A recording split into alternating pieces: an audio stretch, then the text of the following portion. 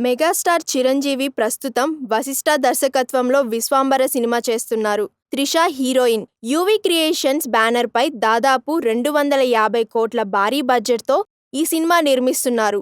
Graphics నాణ్యంగా లేవనే ఉద్దేశంతో విడుదల ఆలస్యమవుతోంది. గ్రాఫిక్స్ పై తీవ్ర స్థాయిలో విమర్శలు వచ్చాయి. దీని తర్వాత అనిల్ రావిపూడి దర్శకత్వంలో ఓ సినిమా చేయబోతున్నారు. వచ్చే ఏడాది సంక్రాంతికి దీన్ని విడుదల చేయాలని యోచిస్తున్నారు. ఇంకా షూటింగ్ ప్రారంభం కాలేదు. 2 రోజుల క్రితమే విజయవాడలో మంత్రి నారాయణ కూతురు రచించిన మైండ్ సెట్ షిఫ్ట్ పుస్తక ఆవిష్కరణలో ఏపీ సీఎం చంద్రబాబుతో కలిసి మెగాస్టార్ కూడా పాల్గొన్నారు. సినీ పరిశ్రమలో ఒక హీరోను దృష్టిలో ఉంచుకొని రచయితలు, దర్శకులు కథలు రాసుకుంటారు. తీరా హీరో దగ్గరకు వెళ్లిన తరువాత ఆయనకు నచ్చకపోవచ్చు, లేదంటే డేట్లు ఖాళీ లేకపోవడం, మరికొన్ని ఇతర కారణాల వల్ల సినిమా చేయడం కుదరదు.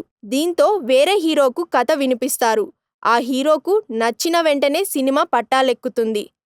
ఈ కోవలోనే కోడి రామకృష్ణ దర్శకత్వంలో భార్గవ్ ఆర్ట్స్ పతాకంపై ఎస్. గోపాల్ రెడ్డి నిర్మించిన మంగమ్మ గారి మనవడు సినిమా ఎంత సంచలన విజయాన్ని సాధించిందో మనందరికీ తెలిసిందే.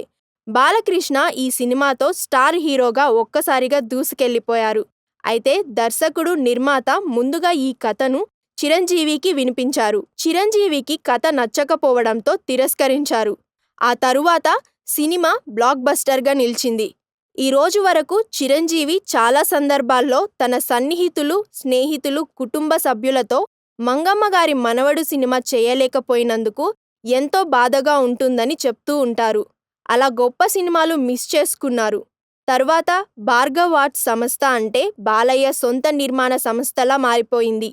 ఆ బ్యానర్ పై ఈ సినిమా తరువాత ముద్దుల కృష్ణయ్య, మువ్వా గోపాలుడు, ముద్దుల మావయ్య, ముద్దుల మేనల్లుడు లాంటి బ్లాక్ బస్టర్ సినిమాలు రూపొందాయి.